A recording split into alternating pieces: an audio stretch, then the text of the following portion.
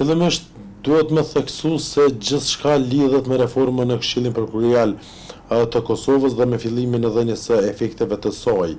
Dhe sabotimet përkithazi me këtë reformë kanë filluar kohë më parë, do thotë qysh prej momentit kur përmes një procesi meritor dhe transparent është zgjedhur një anëtar e Këshillit Prokurorial të Kosovës. Dhe më pastaj do thotë ka pasur tentativa të ndryshme brenda Këshillit Prokurorial të Kosovës që të anulohet ai proces, përkundër që procedura administrative e shurtimit të ankesës së kundër kandidatës ka përfunduar. Tash do thotë në mbledhjen e fjalë kishim një propozim që të certifikohet rezultati i datës 1 nëntor 2025 dhe që kandidatja të filloj punën e saj si anëtare në Këshillin Prokurorial të Kosovës. Dhe përkundër faktit që në rastin konkret ishin 5 anëtarë që është kvorumi i nevojshëm sipas ligjit dhe pro ishin 3 që është vendimarrja e mjaftueshme, numri i mjaftueshëm për të marrë një vendim brenda Këshillit, duke përdorur interpretime të gabuara të zyrës ligjore të sekretariatit,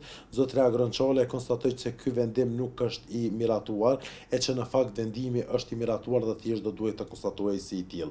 Kjo është një mendësi e vjetër e veprimit dhe thjesht është një tentativë për të sabotuar efektet e reformës në Këshillin Prokurorial të Kosovës. Thjesht zbatimin e ligjit. Në rastin konkret kemi pasur një propozim i cili ka marrë votat e nevojshme dhe thjesht duhet që të ndodhë certifikimi i zonës Bajrami dhe njëjta ta fillojë punën në Këshillin Prokurorial të Kosovës.